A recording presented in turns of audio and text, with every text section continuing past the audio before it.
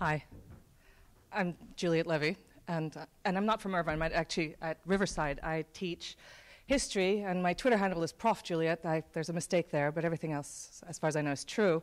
And I teach history to a lot of students, and by a lot, I mean like 100 and 150 students, and when I teach online, I teach about 200 students. And to solve some problems of sort of teaching complex things to a lot of people, I developed a game, and that's the game. And it was a game that got students into the library and got them to sort of understand the architecture of and the hierarchy of information in a library.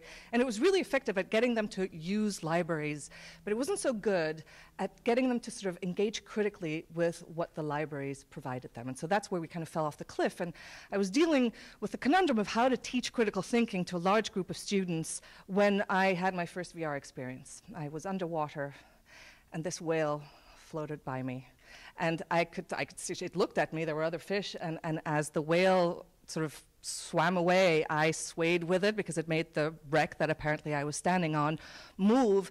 And days and weeks and still today, when I think about that whale, I think I was actually in the water. And I realized that what I needed to do with my students is I needed to get them underwater. I needed them to experience critical thinking.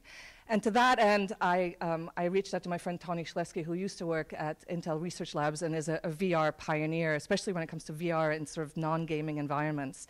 And I tasked her team. I said, you know, we have to figure out a way to sort of teach students how to read critically in a text. And I gave them a text by Che Guevara that students inevitably just sort of read and pass by and I can't get them to think about it effectively and quickly in the 10-week quarters that we have. And the task was, they need to be able to sort of read this and understand it. We need to be able to do this sort of in a platform-agnostic way. I don't know what technology my university is going to buy. I don't know what technology they have, and I don't know what technology is going to exist in 6 months, let alone 6 years. So the platform needs to be, doesn't matter. It needs to be a system that we can replicate, because at some point I'll want to teach something else, and maybe somebody else would like to use this. And so we needed to have sort of a system that could be sort of replicated and where we could easily plug information in. I wanted it to be flexible. I needed it to be sustainable. I have experienced too many great DH projects that just die because, you know, the platform that it was on just doesn't exist anymore. And so the key really was to make it light. And so we used Unity, because at this stage that was really sort of the platform that we could use on, and that has worked relatively well. There's some downsides to it, and today I learned about another context in which we could start coding a VR experience for my students. But what it led to was that we had a pretty game-like immersive environment. And I like games. I developed one. I think students learn complicated things better in games. And so we have, this is one of the screens that it starts with. So this is the environment in which students get placed, and we started testing it at UC Riverside. We've had 2 tests so far. We've had about 160 people do the experience, students, colleagues, library staff, pretty much anyone who is willing to sort of put the headset on and not throw up. And really the key was, you know, could we create an immersive experience? Could we create one that generated critical thinking?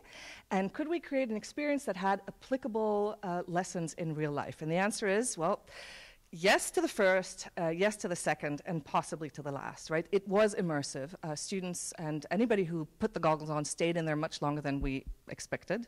There was critical thinking. I tested it in sort of assignments and exams afterwards, and there's sort of a clear difference between those that did the VR experience and those that didn't.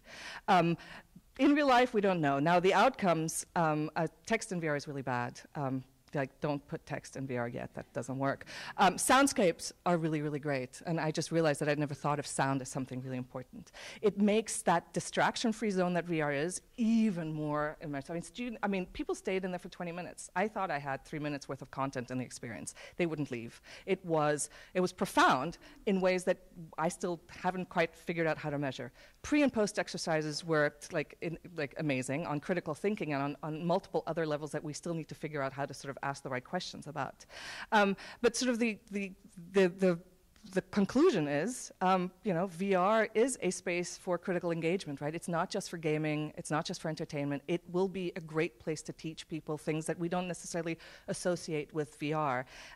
It's a tool that I look forward to using more, and I need more content. So if you have a text that you would like to explore in VR, come talk to me, and let's see if we can build something around it.